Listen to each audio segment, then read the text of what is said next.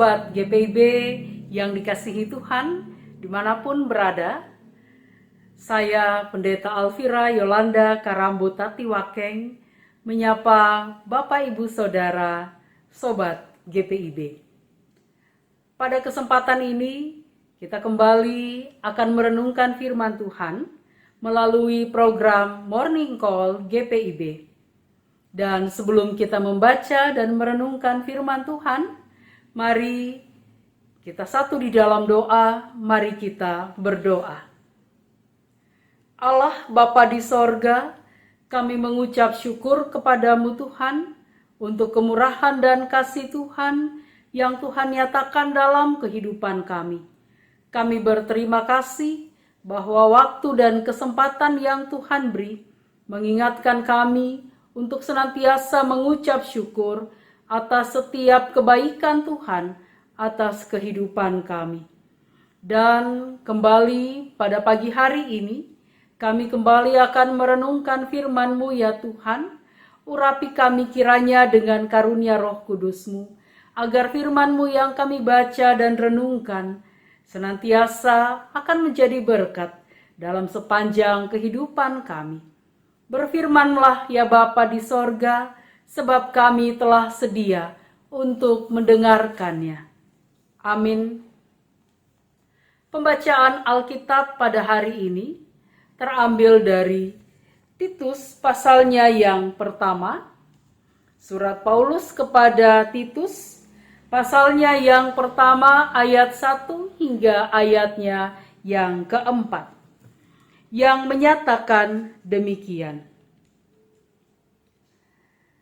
Dari Paulus, hamba Allah dan Rasul Yesus Kristus, untuk memelihara iman orang-orang pilihan Allah dan pengetahuan akan kebenaran seperti yang nampak dalam ibadah kita, dan berdasarkan pengharapan akan hidup yang kekal yang sebelum permulaan zaman sudah dijanjikan oleh Allah yang tidak berdusta, dan yang pada waktu yang dikehendakinya telah menyatakan firman-Nya dalam pemberitaan Injil yang telah dipercayakan kepadaku sesuai dengan perintah Allah Juru Selamat kita. Kepada Titus, anakku yang sah, menurut iman kita bersama, kasih karunia dan damai sejahtera dari Allah Bapa dan Kristus Yesus Juru Selamat kita menyertai engkau. Demikian pembacaan Alkitab. Terpujilah Kristus. Haleluya. Bapak Ibu Sobat GPIB yang dikasihi Tuhan, ternyata ada banyak hal yang seringkali membuat kita tidak pernah menyangka kalau mungkin hal-hal kecil bisa memberikan pengaruh atau dampak yang besar bagi perjalanan kehidupan kita. Contohnya, seperti yang dialami oleh Paulus. Oleh karena berkat dan kemurahan Tuhan, Paulus pada akhirnya dapat berjumpa dengan Titus, dan dikatakan bahwa memang sejak awal pelayanan Paulus, Titus banyak sekali membantu Paulus. Hal inilah yang membuat terjadinya hubungan baik, jalinan hubungan yang sangat baik antara pelayan yang satu dan pelayan yang lain, yang juga pada akhirnya memberi dampak baik bagi tanggung jawab baik dari Paulus maupun dari Titus sendiri. Bapak Ibu Saudara yang dikasihi Tuhan, memang hubungan antara Paulus dan Titus diumpamakan sama seperti hubungan antara ayah dan anak. Sedemikian dekat hubungan mereka, dan pengandaian inilah yang kemudian membuat kita pun dapat kembali bisa menyimak dengan baik bahwa ternyata karunia dan berkat Tuhan dalam jalinan hubungan yang baik antar sesama pelayan ternyata bisa memberikan pengaruh yang sangat besar. Bapak Ibu Saudara yang dikasihi Tuhan, dalam pembacaan kita pada hari ini, di awal pembacaan Rasul Paulus memperkenalkan diri, menyatakan bahwa dari Paulus hamba Allah dan Rasul Yesus Kristus untuk memelihara iman orang-orang pilihan Allah dan pengetahuan akan kebenaran seperti yang nampak dalam ibadah kita. Dari pasal 1 kita dapat memberi dan memahami bahwa makna dari bagian ini tentu sangat jelas. Rasul Paulus mengenalkan siapa dia sesungguhnya. Rasul Paulus sendiri memahami bahwa dia sebenarnya hanyalah hamba Allah. Jadi dia bukanlah seseorang yang memiliki pengaruh sangat besar. Dia bukan seseorang yang memiliki jabatan besar. Tapi dia menyatakan diri sebagai hamba Allah. Itu berarti bahwa ada pengakuan secara pribadi dari Paulus tentang siapa dia sesungguhnya. Apalagi dalam karya Allah yang begitu besar baginya, dia sendiri mengakui bahwa apa yang dia lakukan, apa yang dia perbuat, atau apa yang harus dia kerjakan, semuanya tidak lebih karena dia hanyalah seorang hamba. Bagian lain yang disebutkan di pasalnya di ayatnya yang pertama dalam pembacaan kita pada hari ini adalah bahwa Paulus juga menyebutkan bahwa dia Rasul Yesus Kristus. Itu berarti bahwa dia adalah utusan yang harus menyatakan tanggung jawabnya juga dengan baik. Mungkin hal ini bagi sebagian orang merupakan sesuatu yang biasa saja. Tapi tidak bagi Paulus.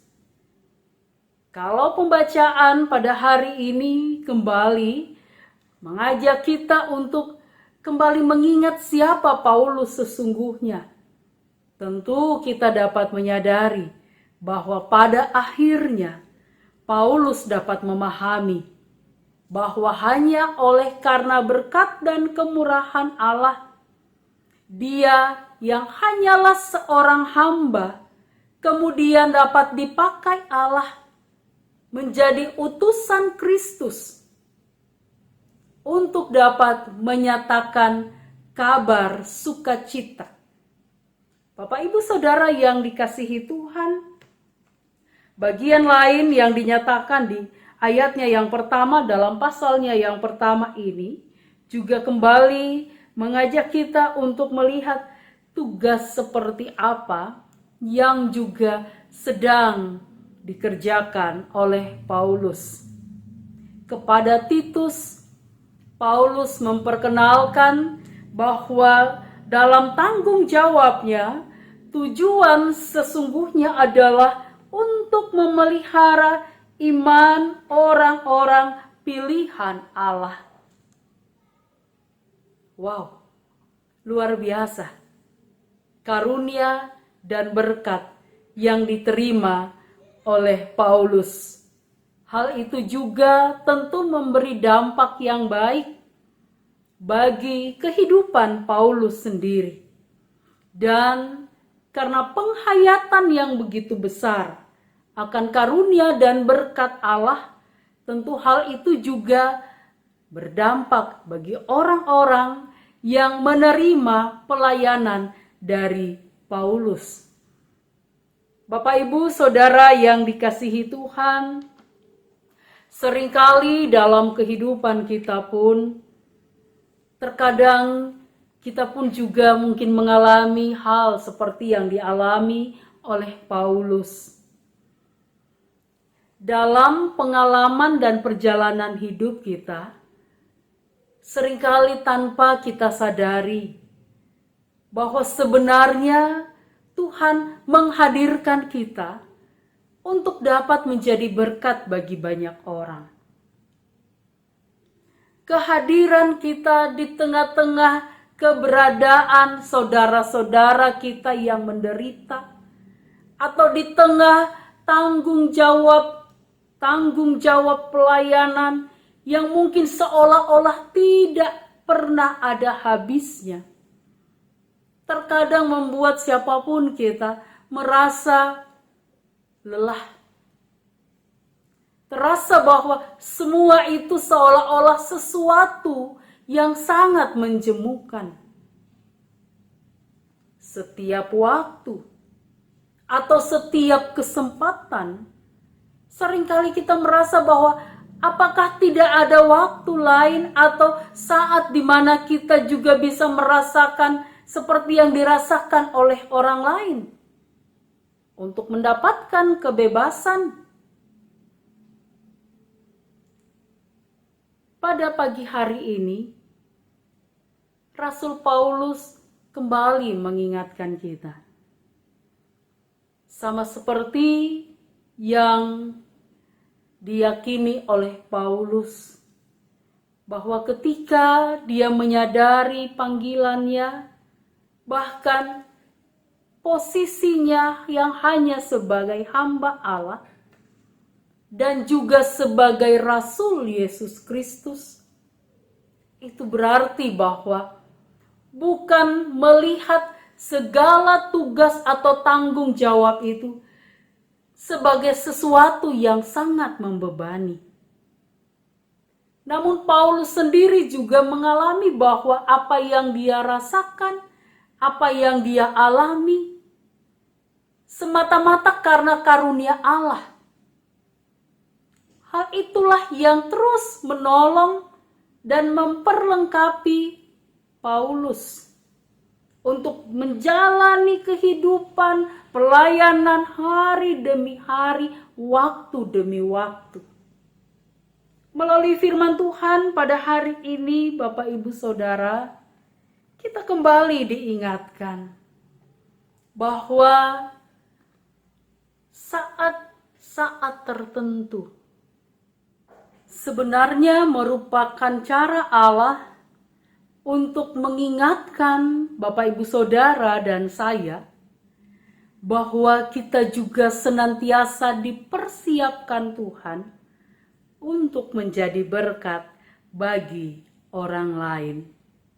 Karenanya jangan pernah merasa terbebani. Mari belajar untuk terus melihat setiap kemurahan Tuhan, bahwa melalui hal-hal kecil sekalipun, Tuhan inginkan kita juga dapat menjadi berkat bagi orang lain. Dan dengan sendirinya, kita pun juga akan senantiasa diberkati Tuhan. Amin. Bapak Ibu Saudara yang dikasihi Tuhan, mari kita satu di dalam doa, mari kita berdoa. Terpuji Engkau ya Allah Bapa kami, yang telah menolong dan memperlengkapi kami. Pada saat ini kami mengucap syukur untuk kebaikan-Mu atas kami, yang menolong kami, memperlengkapi kami, untuk dapat memahami panggilan dan jati diri kami sesungguhnya. Kami harus banyak belajar dari setiap firman-Mu ya Tuhan. Hari ini pun kami belajar dari Paulus bahwa kami bukanlah siapa-siapa. Kami hanyalah hamba Tuhan yang senantiasa dikaruniakan berkat yang tiada berkesudahan. Bapa di sorga, berkati kehidupan kami dan keluarga kami sepanjang hari ini.